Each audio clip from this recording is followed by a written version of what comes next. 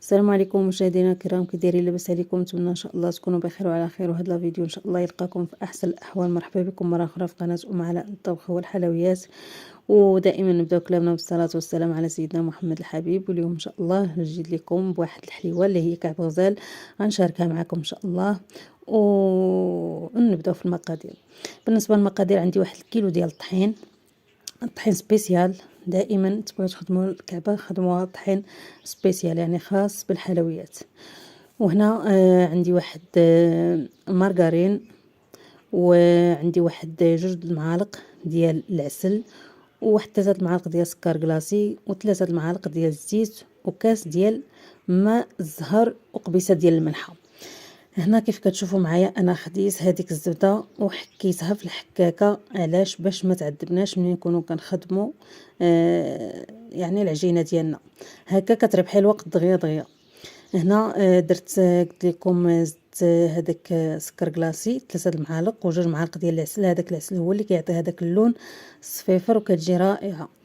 وهنا كيف كتشوفوا زدت لها 3 المعالق، دائما المعالق الكبار اللي كنعبروا بهم.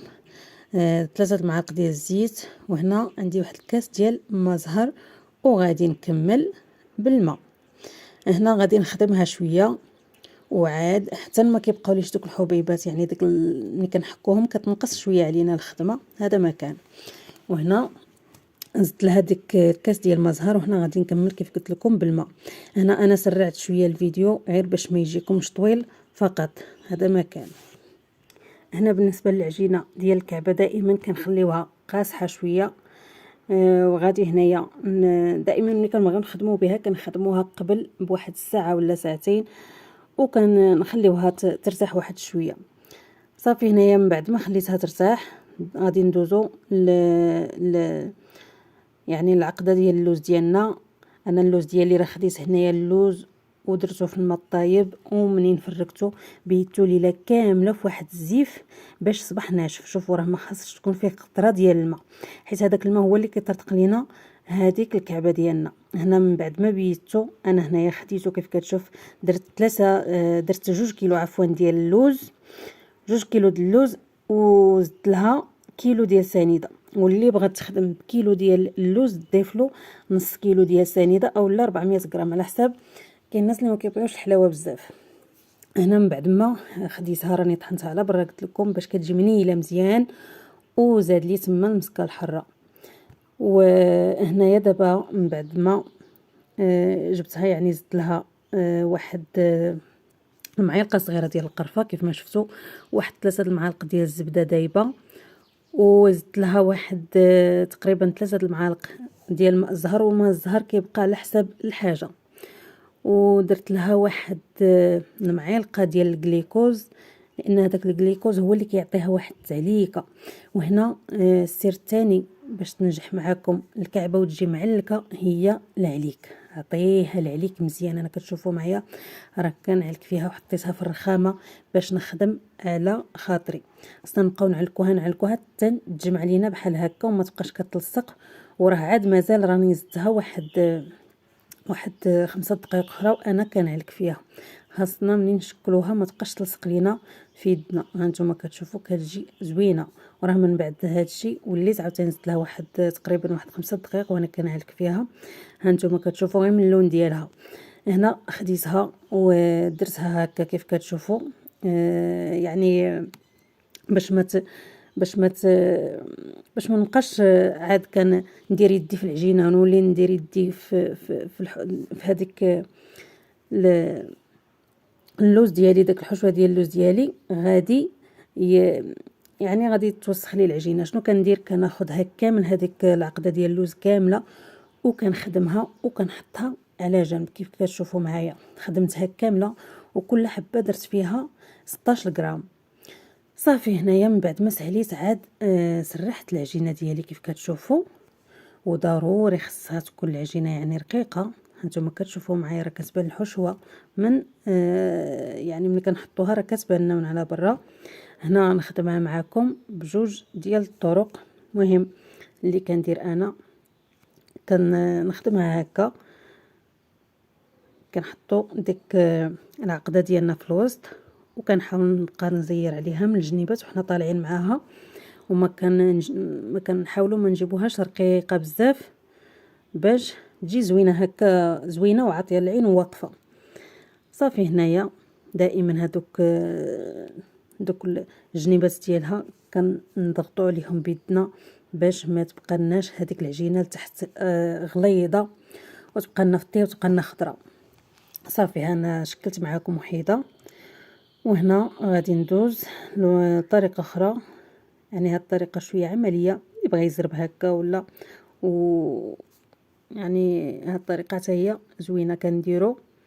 كنديروا العجينه ديالنا كيف كتشوفوا بالعرض، وكنحطوا فيها هادوك العقده ديال اللوز. هانتوما كيف كتشوفوا غنحاول نزيرها شويه، راه مازال ما زيرتهاش. هانتوما كيف كتشوفوا معايا في الصوره. يعني هذه هي الطريقه اللي كنخدم بها الكعبه ديالي. منين يعني الا كانت يدك بوحدك غادي تخدمي بهذه الطريقه، غادي تجيك سهله وعمليه. انا كنخدم غير بوحدي، يعني كتجيني شويه سهله وكنربح الوقت وكتزربي شويه. هذا ما كان.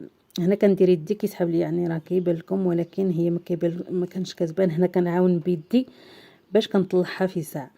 هادشي اللي كاين. ودائما قلت لكم ما تخليوهاش غليظه من تحت. صافي كنخدمها وكنخليها شويه يعني واقفه وعامره مزيان.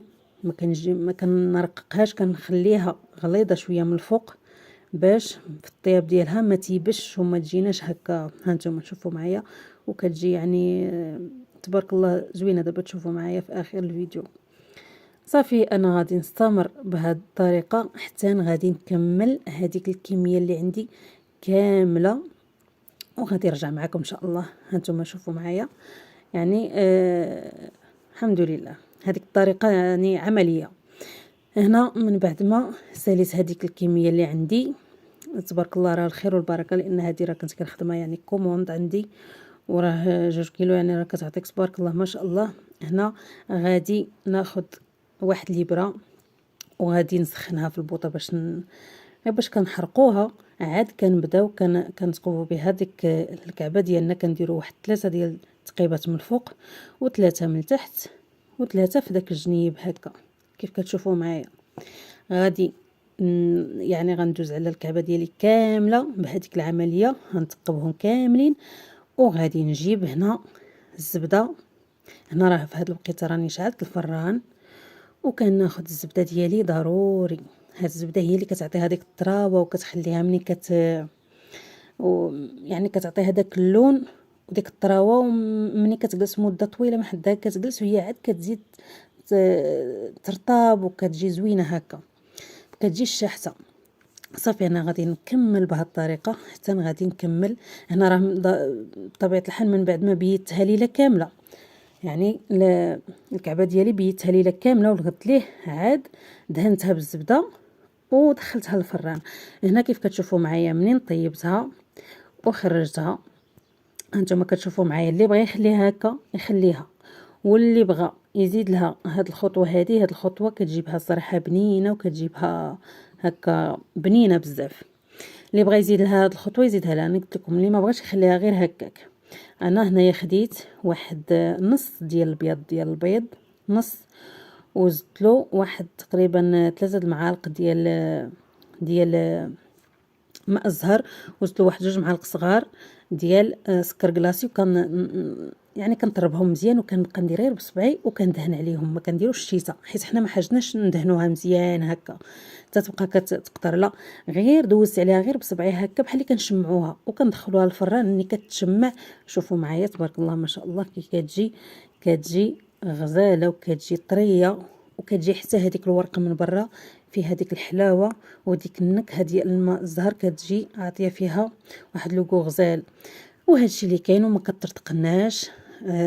سورتو ملي كان ضروري داك اللوز خصو يتنقى ويبات ليله كامله وما تبقاش فيه قطره ديال الماء. هذا هو السر اللي ما كيخليش الكعبه ديالنا يعني ترتقنا. وهادشي اللي كاين. وكنتمنى ان شاء الله نكون خفيفه ظريفه على قلوبكم وهذا الفيديو يعجبكم. وهذا ما كان. وما تنساوناش من اشتراكات ديالكم وبارطاج وهادشي اللي كاين، وكنتمنى ان شاء الله تعجبكم هاد الكعبه وتجربوها. شوفوا معايا العجينه راه كتجي رقيقه، وشوفوا معايا كتجي معلكه و يعني رطبه، ما كتجيش قاصحه ولا. شوفوا معايا راها رطبه وسيرتو ملي كتجلس مده طويله، غير حافظوا عليها في شي حاجه هكا ديال البلاستيك، شي طاسه ديال البلاستيك، وزيدوا لها السلوفان باش تبقى رطبه مده طويله، تبقى معاكم حتى يعني حتى فوقاش ما بغيتو تجبدوها ما غاديش كاع تلقاوها يعني مضروره ولا. هادشي اللي كاين. كنتمنى هذا الفيديو يكون خفيف ظريف على قلوبكم، وعواشركم مباركه.